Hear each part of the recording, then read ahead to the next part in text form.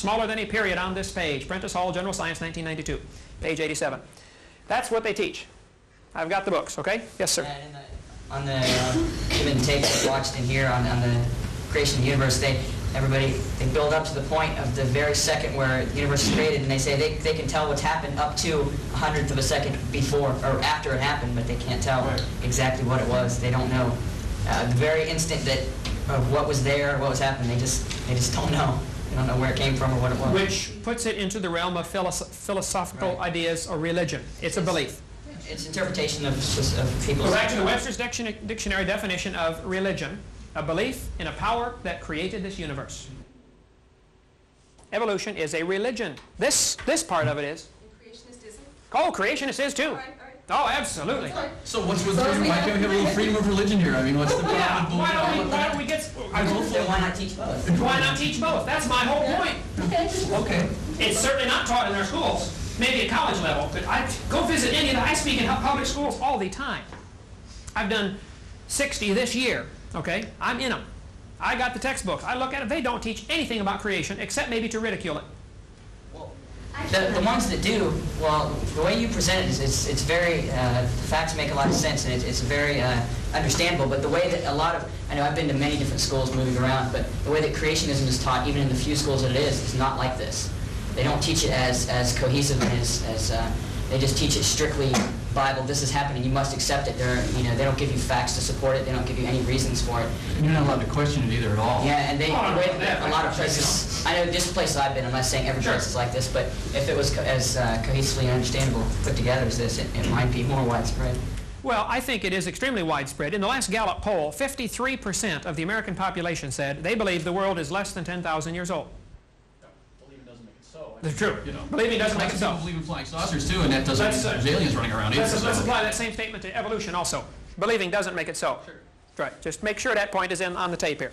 Okay. Believing does not make it so. You can believe all you want, but it doesn't make it so. Yes, ma'am. Believing that doesn't make it so either. So I've never seen God. If I think Oral Roberts had really seen a 600-foot Jesus, he'd still be running.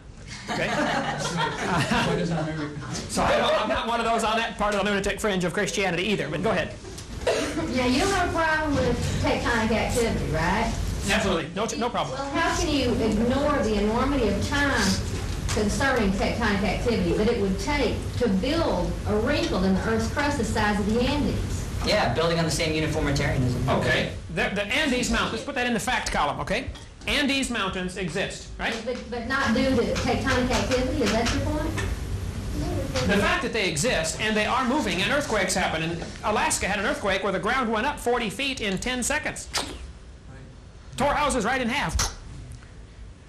Are you going to take that same uniformitarian assumption? If the ground can go up 40 feet in 10 seconds, we should have mountains up to the moon.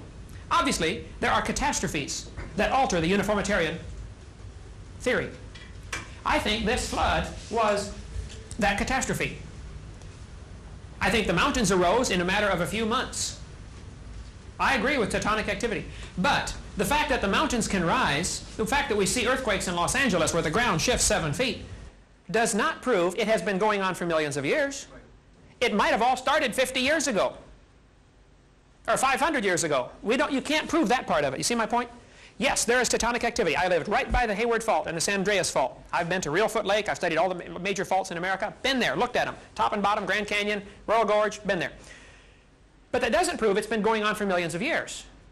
It might have all taken place just 400 years ago with a flood. You're comparing something that rose 40 feet high to the Andes, okay? I'm talking about a mountain range that I feel, based on tectonic activity, was a gradual and continuous. And I'm not saying that uniformitarianism is something that I believe religiously. I just can't understand how, if you've got a 6,000-year time span, and you believe in tectonic activity exists, that you can't, how do you explain the mountain ranges? How do you explain I think 90% of the mountains, of the mountain height, was formed very rapidly. We saw that with Mount St. Helens. It lost 3,000 feet in 10, 15 minutes. Poof, gone, blown down into the valley. Surtsey off the coast of Iceland. All of a sudden there's a volcano. Mount Paracutin down in Mexico. Sure, but that's at a divergent point line. Absolutely. There are cracks in the earth. The Bible says, at the time of the flood, the fountains of the deep broke forth. I think the earth cracked and the water came out from in the crust, and hot water hit normal water, and killed fish by the zillions in that area. And there was, that's why we have the Lompoc, California, 1,500 feet thick fish beds. Yeah. To me, you think that 1,500 feet fish beds in Lompoc, California was uniformitarian?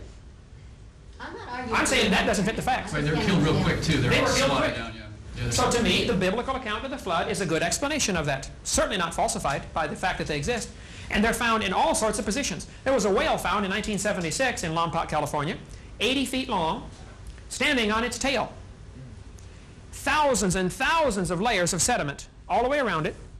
And yet for years, the uniformitarianists have been saying each layer is a different season.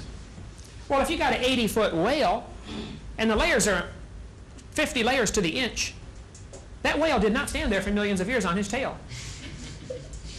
Obviously, those layers were deposited very rapidly. If you want documentation on that, I got it here on the table someplace. I'm on the Lompoc, California, and what happened? I've got some of the fish fossils, you know. Some are flat in the layers. Some are standing up, running through the layers. Those layers did not get deposited in uniformitarian process. Well, that movement in such like in Alaska, that 40 feet, that's directly proportional to the inactivity that hasn't happened for a long time. It takes that pressure a long time to build up. That punctuation of movement took a long time to build the strain.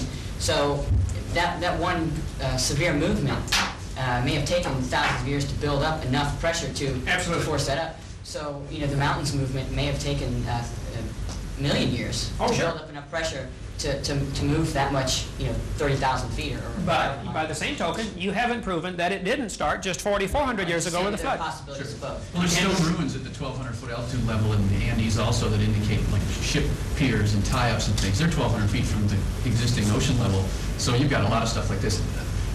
What I find is that you're I have to applaud you a lot because all the anomalies that, I'm not a creationist, but I'm always arguing with people about how the evolution view doesn't work and genetics is really kind of goofy and there's tons of, they find human fossils in coal mines for crying out loud. There's loads of anomalies all over the place.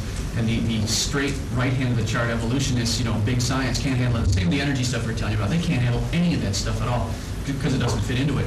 But it doesn't lead me to a biblical interpretation. I just think it's just the Bible maybe one more straw in the mix, and maybe one more example of people accounting for these anomalies and trying to grasp with them somehow. Would the human fossils found in coal mines, as you mentioned, could that be explained by a worldwide flood? Sure. Oh, there's a worldwide layer of mud. I mean, the worldwide, whatever you want to call it, flood catastrophe is hardly anybody will really argue with that when you push them to it. I mean, you dig around just about anywhere and you hit a big layer of mud. And you go down, bang, there it is. All kinds of people. I would extend that even further and say nearly all of the layers were deposited during that 1 year long flood. Okay.